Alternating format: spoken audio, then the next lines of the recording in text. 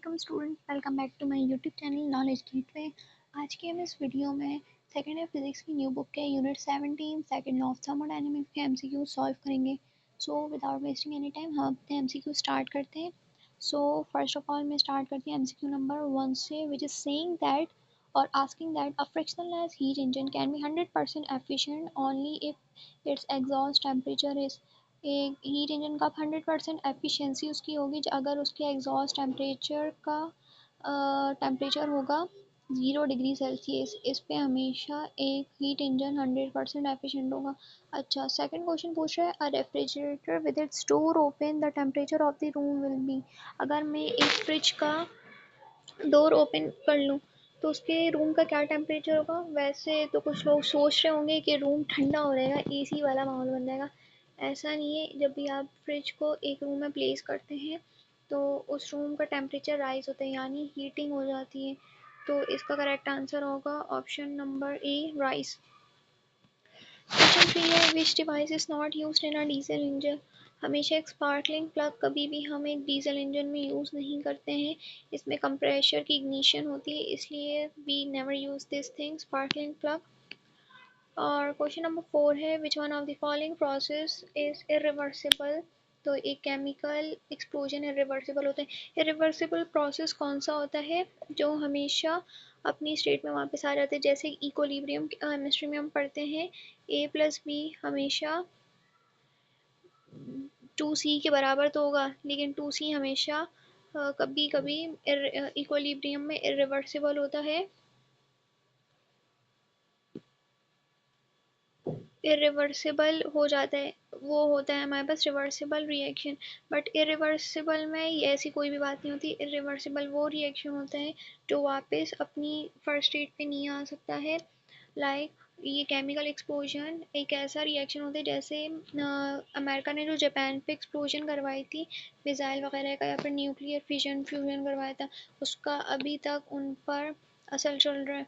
और वो प्रोसेस दोबारा, जैसे वो लोग दोबारा अपनी वापस कंडीशन में नहीं आ सकते, अब भी वहाँ कुछ लोग एबनॉर्मल पैदा होते हैं। तो ये एक ऐसा प्रोसेस होता है जो चलता है लेकिन वापस अपनी नॉर्मल स्टेट में वापस नहीं आ सकता। तो इसको कहते हैं रिवर्सिबल प्रोसेस, जो हमारे पास एक केमिकल एक्सप्लोजन है।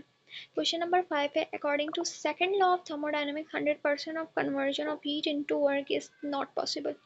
इसलिए क्योंकि सेकंड लॉ ऑफ थर्मोडायनेमिक्स कहते था कि हमारे पास सिस्टम में हमेशा कोई ना कोई अमाउंट ऑफ हीट लॉस हो जाती है या फिर एनर्जी लॉस हो जाती है, तो इसलिए 100% कन्वर्जन नहीं हो सकती है। क्वेश्चन नंबर 6 है the change in entropy is given by. Entropy का चेंज हमारे पास जो ऑप्शन ए का फॉर्मूला है उससे हम रिप्रेजेंट कर सकते हैं delta Q upon delta T से। तो इसका करेक्ट ऑप्शन है ऑप्शन नंबर ए। 7 है the net change in entropy as a system in a natural processes. अच्छा, हमेशा किसी भी सिस्टम की एंट्रोपी इंक्रीज होती है। एंट्रोपी नेचुरल सिस्टम की हमेशा इंक्रीज होती है, डिक्रीज कभी नहीं होती। जैसे जैसे हमारे पास सिस्टम चलते जाते हैं उस तरह हमारे पास एंट्रोपी डिसऑर्डरनेस बढ़ती जाती है। तो और जब बढ़ती जा रही है तो इसका आंसर पॉजिटिव होगा, बढ़ती नहीं जाती रिड्यूस होती तो नेगेटिव होता। क्वेश्चन नंबर 8 है the efficiency of diesel engine is. ये पेट्रोल के इंजन से हमेशा ज़्यादा होती है क्योंकि इसमें हायर ऑक्टेन रेटिंग और ज़्यादा हाइब्रिडाइजेशन होती है। तो उसका करेक्ट आंसर होगा ऑप्शन नंबर ए। क्वेश्चन 9 में पूछ रहे second law of thermodynamics states that heat flows from cold to hot body. वैसे तो वैसे तो हीट हमेशा हॉट टू कोल्ड बॉडी में होती। सो स्टूडेंट्स में कह रही थी वैसे तो हमेशा heat hot to cold body में कन्वर्ट होती है, लेकिन सेकंड लॉ ऑफ थर्मोडायनेमिक्स कहता था कि it is impossible for cold body for a heat to flow from cold to hot body without the expenditure of energy. तो इसका correct answer इसलिए सी है क्योंकि कोल्ड से हॉट बॉडी तब होगी जब हम कोई एनर्जी देंगे। एनर्जी नहीं देंगे then it is totally impossible कि कोल्ड से हॉट बॉडी में कभी भी हीट का ट्रांसफ़र हो जाए। क्वेश्चन नंबर 10 कहते हैं the process violets the second law of thermodynamics. वो प्रोसेस यही है कि हीट फ्लो होती है कोल्ड से हॉट बॉडी में। तो इसका करेक्ट आंसर होगा option number D. I hope आप लोगों को इस वीडियो में आपकी कन्फ्यूजन्स क्लियर हो गए और आंसर्स मिल गए हो। सो फिर भी अगर कोई भी कन्फ्यूजन हो तो आप मुझे कमेंट करके बता सकते हैं।